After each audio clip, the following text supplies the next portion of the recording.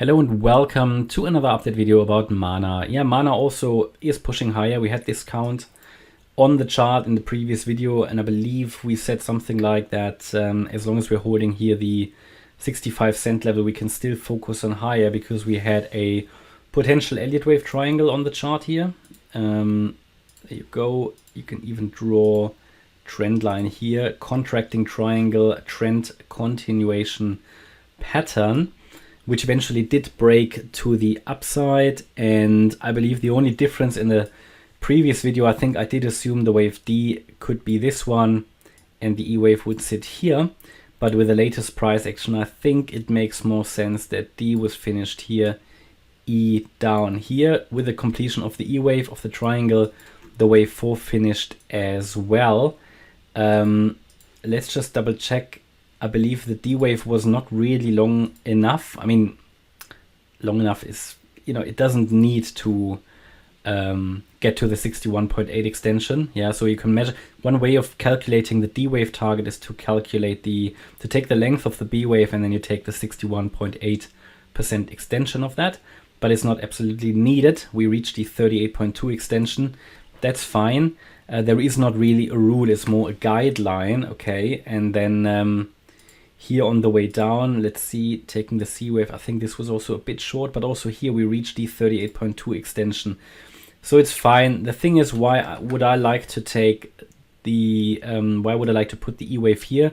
In the end, it doesn't make so much of a difference, but this is a 5-wave move up, so a possible wave 1, yeah, and it fits quite nicely into the picture here, having this as a wave 1, here the wave 2, and now we're rallying in a third wave. Yeah, this fits quite well into the picture. Maybe depending on what the price does now, eventually I will move it over.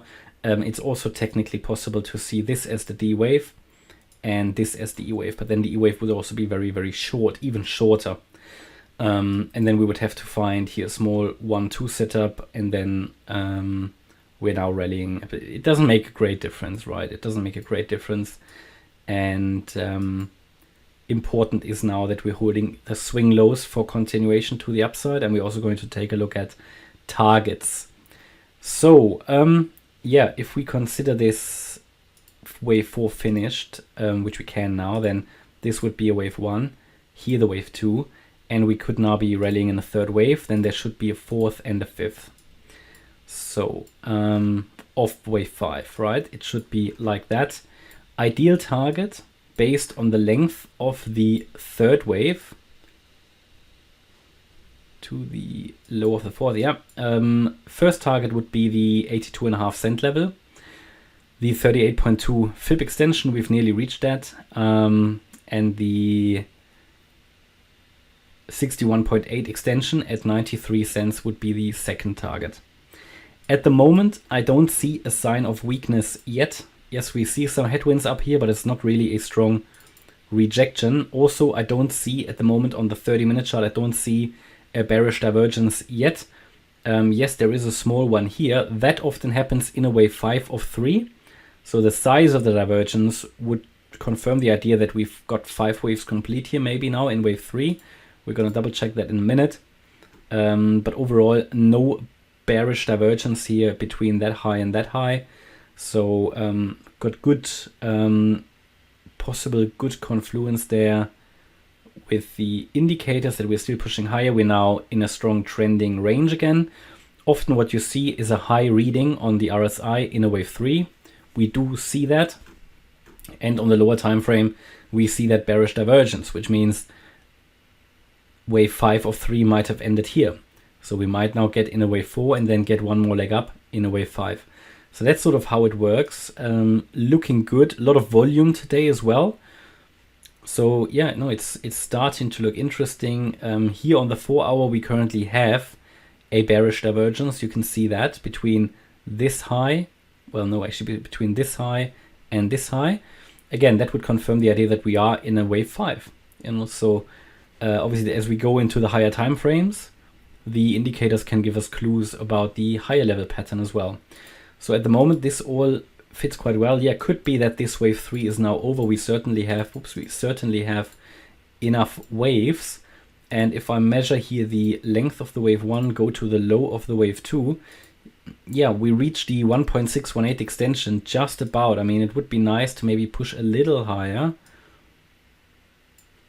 but you know, just we missed it by 0.1 of a cent, 0.2 of a cent. Yeah, I wouldn't be too fussed about that. So it could very well be that 5 waves are in. We certainly have enough waves to confirm that that might have been the wave 4 of the wave 3, here the wave 5 of the wave 3. And if we cannot push higher now, then we need to hold wave 4 support. What level would that be? So let's draw the fibs of the wave 3. In this wave 4, only valid. Well, okay, so this doesn't count. This low doesn't count. We obviously pushed higher.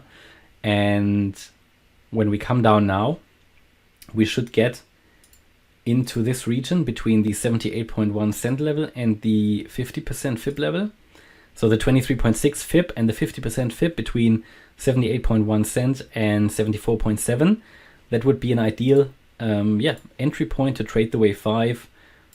Ideally, you know, we get to the 38.2 fib. That's sort of in the middle, and that's the most likely retracement. 76.2 cents, the higher one here. It would be a very shallow wave 4. So on that time frame here, ideally we want to see the wave 4 get into the lower half of that box. That would also be a lower risk entry, and then we could trade the 5th wave here to the upside. At the moment it doesn't seem like it's over yet, and if we go higher without getting into the green box, then probably we have an extension of the 3rd wave, yeah? And then I will have to move the box up a little bit. But that's sort of where we are at the moment. Doesn't look like as if we had started the wave 2 yet.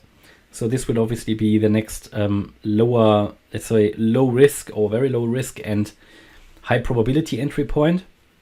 But first of all, we need to finish off this 5th wave here to the upside. And also on the daily, if I go to the daily time frame, zoom in a little bit, you can see that also here we now have a bearish divergence that often happens in a 5th wave.